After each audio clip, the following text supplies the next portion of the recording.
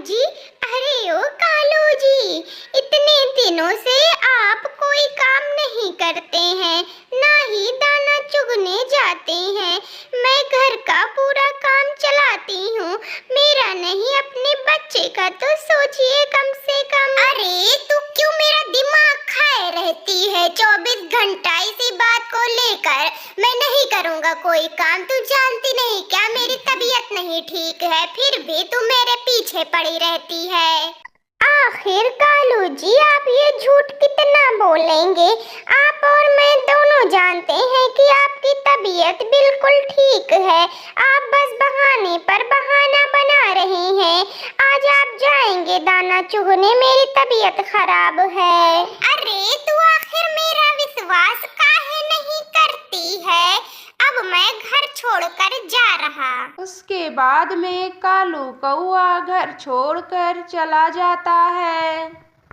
गुड़िया बेटा, अब तुम स्कूल चली जाओ। जब तुम स्कूल से आओगी तब हम दोनों खाना बनाकर खाएंगे, तब तक मैं दाने चुग लाती हूँ। गुड़िया बहुत दुख में थी, फिर वह स्कूल के लिए निकल जाती है। गुड़िया के स्कूल आने से पहले मैं भोजन का इंतजाम कर लेती हूँ। बेचारी मेरी बच्ची सुबह से भूखी है। रानू चिड़िया फिर भोजन की तलाश में घर से निकलती है। भोजन तलाश करते करते वह दूर एक जंगल में पहुंच जाती है। वहाँ बहुत सारे दाने होते हैं। वह दानों को चुगना शुरू कर देती है। ढेर सारे दाने चुगने के बाद वह सोचती है, मुझे कालू कौवे को नहीं जाने देना चाहिए था। मुझे अपने बारे में नहीं, लेकिन मेरी गुड़िया बिटिया के बारे में सोचना चाहिए था। वह समाज में कैसे जिएगी? लोग उससे पूछेंगे तो वह क्या बताएगी? मुझे उस टाइम हाय क्यों ख्याल नहीं आया? रानू चिड़िया जंगल में बैठकर यही सब बातें मन में सोचा करती है। फिर वह सोचती है कि अभी नहीं, अभी मैं फिलहाल घर जाती हूँ।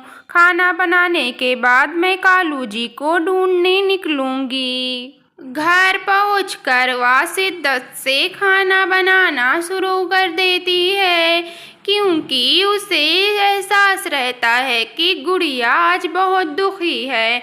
उसकी फेवरेट डिश बना देती हूँ जिससे वह खुश हो जाएगी।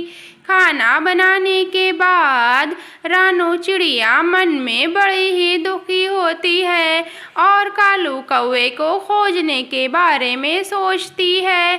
फिर वह घर से निकलती है। घर से निकलते ही वह कालू कौवे को आवाज देती है, कालू जी, अरे ओ कालू जी कहाँ हैं आप? कालू जी, अरे ओ कालू जी कहाँ हैं आप? रानू। रानू चिड़िया एक आवाज सुनते ही कालू कौवे के पास पहुंच जाती है। कालू जी चलिए, आप घर चलिए, आप ऐसे नाराज होकर हम लोगों से दूर मत रहिए।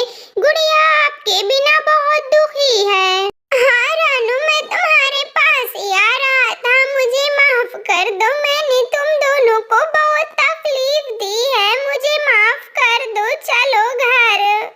जब कालू कौवा और रानू घर आते हैं तो गुड़िया स्कूल से आकर घर में बैठी होती है। रानू चिड़िया और कालू कौवा गुड़िया तीनों मिलकर भोजन करते हैं और कालू कौवा फिर अपनी गलती माफ़ी मांगता है। फिर तीनों खुशी खुशी साथ रहने लगते हैं। स्टोरी पसंद आई हो तो लाइक करना ना भूले और सब्सक्राइब भी चैनल को। Thank you.